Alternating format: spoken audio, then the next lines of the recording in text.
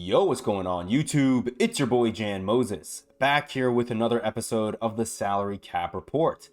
Going to be reviewing the salary changes for Tuesday, May 20th at the tail end of the video today. We're going to also work on our lineup in this video. Wanted to save it for the end of the video for two reasons. One, I wanted to briefly talk about the brand new playoff Dark Matter cards that we got, and then cover the new super packs and the agendas that we got in game.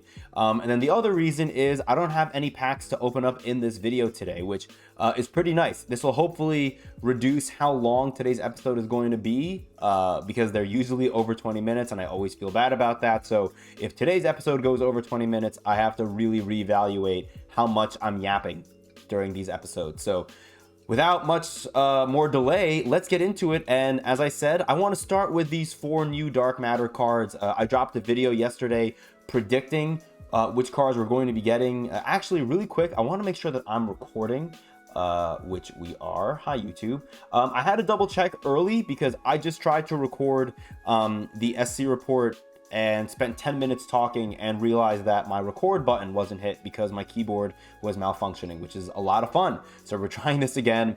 Going back to the players. We ended up going 2 for 4 on our predictions. We got Alex Caruso and Pascal Siakam correct, which I guess is pretty nice. Caruso is going to be a really good defensive guard, as we talked about yesterday. Siakam, the one nice thing is that he can play the small forward position. The one thing that's a little annoying, I thought Pascal Siakam was 6'9". Maybe he's been 6'8" all season. I haven't gotten any of his cards, so I haven't really gone out of my way to check his height. But him being 6'8" to me is a little questionable, but the fact that he can play small forward is pretty nice. The card looks really, really good. And he should be a really good small forward for you. Again, if you're okay with running a small forward that is 6'8". OG Anunoby, I was hoping that this was going to be Mitchell Robinson, but I understand why it's not, given the final player who we're going to talk about in a second. OG Anunoby, he's going to be like a budget version of that torpedo Dark Matter Kawhi Leonard. I was fortunate enough to pull Kawhi Leonard as my one good Dark Matter pull out of all the free packs that I've gotten this year.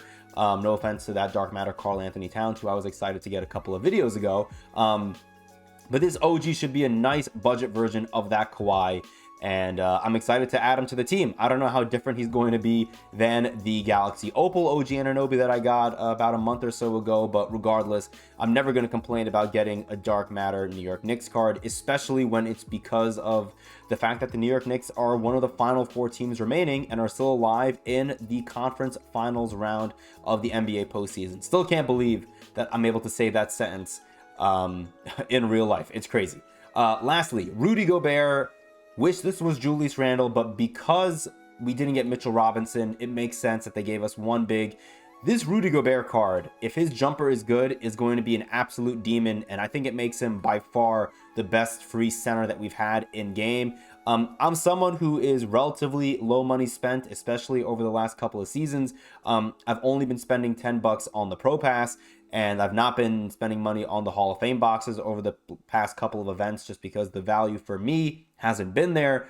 And so for that reason, my center rotation over the last, month to 2 months or so has included Galaxy Opal, Joakim Noah, Pink Diamond, Donovan Clingan, and I just recently got that 100 overall Tim Duncan because I hit level 40 in Season 6 late last week. So like with a day left, we got Tim Duncan, which is hilarious. Hopefully I'll get Paul George much more quickly than I did Tim Duncan. But this Rudy Gobert card, 83-pointer. He's going to be absolutely elite defensively. And then 89 speed. This card's going to be an absolute monster at the center position. I'm really excited to add him. And this may sound like I'm going off on a tangent here, but I promise I'll loop it back to Rudy Gobert. I am pretty confident that we're going to be getting an event this upcoming weekend. In my team, it's going to be Memorial Day weekend coming up. 2K has not shied away now from giving us multiple events in a season because that's what we got last season, and we didn't even have a holiday or anything in particular for 2K to focus an event around. So 2K just gave us an event last season based on 2 different promos, right? We had the SIG series and the glitched promos that had events associated to them. I think we're going to get a promo for Memorial Day weekend, which would be kind of nice because if they do that, I think there's a world where 2K does a park win streak for 5 wins in a row, getting you an invincible collectible on both Sunday and Monday. I forget which of the previous events from a few months ago we had a Monday off where 2K gave us that win streak on back-to-back days. It might have been during All-Star, where I think we had President's Day off, and so everyone was able to, if you wanted to, grind park on both Sunday and Monday and walk away with 2 of, I believe at that point in time, it was a 100 overall collectible. So that would be nice. The reason why it's relevant for me as someone that's going to be grinding for Rudy Gobert this week is because when I play in the park for these win streaks, I do it with 2 other people. I don't play solo triple threat because I don't really like playing it that way. I like bringing in 1 player and playing with 2 other people. Shout out my guy, De Los Muertos. And I usually run center. So I have been running Joakim Noah and Donovan Clingan in the park, and I've had a lot of success running those 2 cards. I think having a Dark Matter center, he'll be, if his jump shot is good, potentially far and away the best player that I've brought into the park to run at center. So I'm definitely excited to run with Rudy Gobert. Let's briefly touch on these packs right here, these new super packs. Now, maybe my reading comprehension is failing me this morning, but I'm pretty sure that says that each pack contains 1 guaranteed 95 overall or higher player. And if you look at the pack odds, it's at 100% for a pink diamond. So I'm assuming this means you're at minimum going to walk away with 50 pink diamond cards in this box, and then 1 dark matter or higher topper.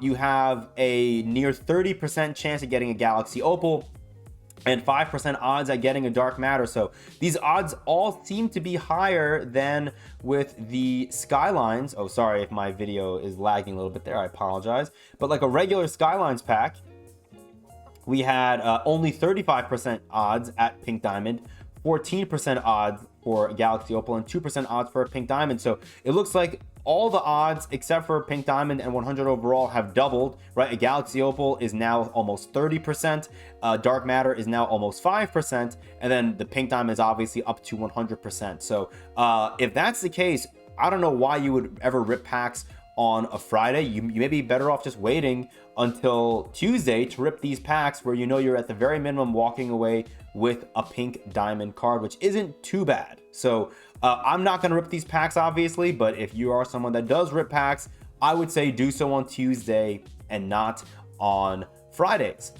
Speaking of these new downtown super packs, if you come to the lifetime challenges, we have a brand new agenda set, which will, if you complete all of them, I'm assuming for every single week over the next 5 to 6 weeks, you're going to be able to walk away with a 100 overall premium pack. We're getting a Shattered Prize piece available to us every week, and there is no timer on these agendas, so you can get these agendas done in like 3-4 weeks, and this agenda set will still be here along with the following 2 to 3 weeks of agendas that you haven't completed yet. So if you want to stack agendas, you should be able to do so, because again, there is no timer here. These agendas for this week aren't all that difficult. I think this is the most difficult one, getting 15 blocks and steals with point guards over multiple games. If you're having a hard time getting this done, my piece of advice for you is, if you have Dark Matter Magic, Dark Matter Josh Giddey, if you have the Pink Diamond Jeremy Sohan, who was available via an exchange a couple of seasons ago, all those cards are point guard eligible. I would run them as your tallest player in triple threat offline on Breakout or in the NBA Spotlight Sims playoff challenges, and then try to put that player to be matched up with the point guard, let them drive in for a layup, and then swat it out of bounds. That to me should be the easiest way to get blocks. If you want to get steals, you could run full court press and then try to get bump steals with the point guards, whatever you want to do. But that's how I'm going to probably go about that's how I'm planning to go about getting this agenda done. 28 points with a center 3 times, very easy. 64 points in a game with a warrior player, easy. You could easily stack these two. And then win a game by 10 or more with 5 or more Hawks players. This agenda set is also very easy. So yeah, I would obviously recommend getting these agendas done. It would suck if these agendas are going to be done by the end of June or by the middle to end of June. So if you were to grind out 5 weeks of agendas and then you walk away with a 100 overall Devin Booker, are you going to be frustrated? I mean, probably, right? But that's kind of the way rewards have been all year. Is every reward is basically RNG, and the odds are much more highly tailored towards you getting the cards you don't want. So It is what it is. Moving on now to the lineup. I'm not going to spend too much time here, but I want to see if I can hopefully make a lineup that will work. This is the last lineup that I ran in salary cap to close out round 3 in season 6. Robert Covington was a tremendous addition to the team, and I could still run him because he's only 5,000 salary. But the card that I want to throw in his stead, actually, I have to move him to the shooting guard position because the card I'm about to bring in cannot play small forward, I believe. The card I want to bring in is an out of position card who I was not able to run basically since I got him, because since I got him, the out of position pink diamonds had all shot up to 8k. Those out of position cards have all now dropped down to 5k. And the card I'm referring to is obviously Jabari Smith. Very excited to run this card. A 6'11" shooting guard is insane. That makes my average height on this team just absolutely nuts. I'm going to have to make a couple of other changes here. I believe Hakeem Warwick has gone up by 1,000 salary, up to 3k, and then Pokuševski is now 2,500. So I have to decide if I want to bring in an Amethyst card, which, I mean, I may want to bring in, I could bring in like a Cam Whitmore, and then that way I can keep Pokuševski. JT Thor being at 1,500 is a little annoying, but not the end of the world. Tumani Kamara is down to 1,200. I'll probably just throw in Tumani, just because I love him defensively, and then that'll basically be good. I could bring in a Sapphire player off the bench now if I wanted to. This lineup is now going to work for me like a charm. Let's go over some of the other players though. Let's skip past these 100s. The Dark Matters, I don't know how much you guys want to run any of them, but a lot of them are still down at 10k salary, which is pretty nice. A lot of Galaxy Opals are also sitting at about 8k salary, which is not too bad. A number of really good ones here. Again, like I said, with the out of position cards, they've all dropped down to their minimum, to their floor in salary. So Josh Hart, if for whatever reason you want to run Galaxy Opal Josh Hart, you can. He's down to 8k salary. What's interesting though is that the pink diamonds that we got on Friday as a part of the Skyline set, let's see if I can find one, like right here, Santos is up to 8k. And so I wonder if 2K has changed their algorithm to where these cards now go up in salary the first Tuesday that they've been out for. So that's what, Saturday, Sunday, Monday, Tuesday. So 4 full days after the set has gone live, we may see these cards go up in salary. Whereas in previous seasons, we weren't seeing these cards that would come out on a particular Friday go up in salary until 8 days after they had been live.